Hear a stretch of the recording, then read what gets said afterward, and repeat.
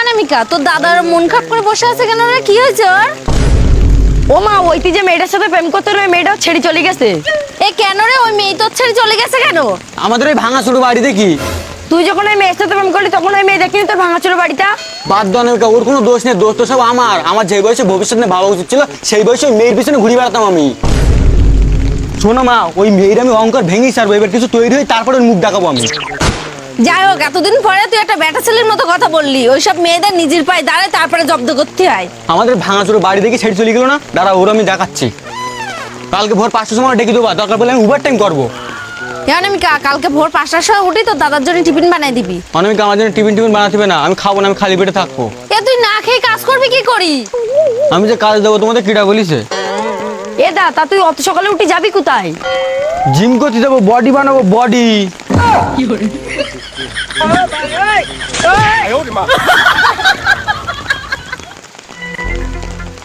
ওমা, বাইকের চাবিটা কোথায় গেল? তোমার বৌমার না একটু ডাক্তার বাড়ি যাবো। কেন, কি হয়েছে বৌমা? তুই আবার ডাক্তারের কাছে নিয়ে যাবি? কালকে রাত্রিতে তোমার বৌমা বিরাট বমি করছে।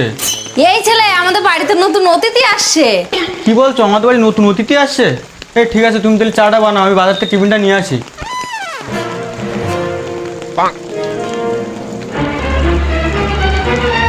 এই যাও, মাকে জিজ্ঞাসা করো কজন আত্মীয় স্বজন আসবে, সেইভাবেই তো চা বানাবো।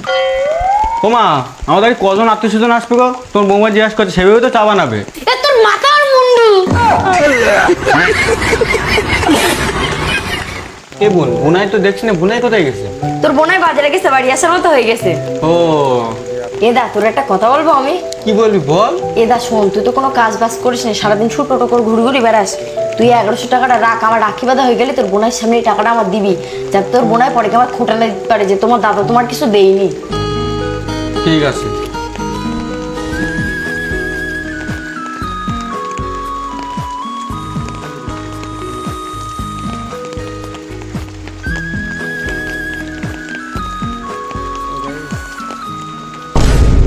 মাত্র 100 টাকা দিচ্ছিস? এই আর ক টাকা দেবে তোমার? ও কি কোনো কাজ বাজ করে যে তোমার অনেক টাকা দেবে? যা দিচ্ছে তাই রাখো না, অত লোভ কেন তোমার? না, আমি বলছি কি, ও তো 1100 টাকাও দিতে পারতো। হ্যাঁ, চুপ করো, যা দিচ্ছে তাই রাখো। ঠিক আছে, আমি তাহলে আসলাম। আচ্ছা, যাও তাহলে, ভালো হবে।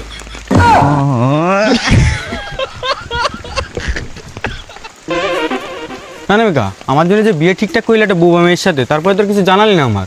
ও, সেই বউ মেয়েটা সে তো বারণ করতেছে। কি বান করতেছে? তো মার আমি কতবার করে বলেছি মেয়ে বলতে পারে না, তাই কি আমার কোনো সমস্যা নেই।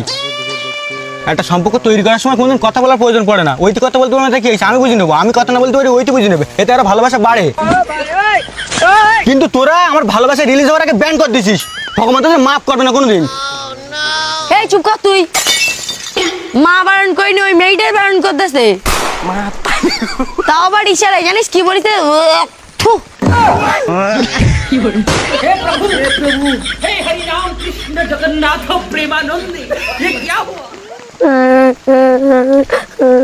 কি হয়েছে মা?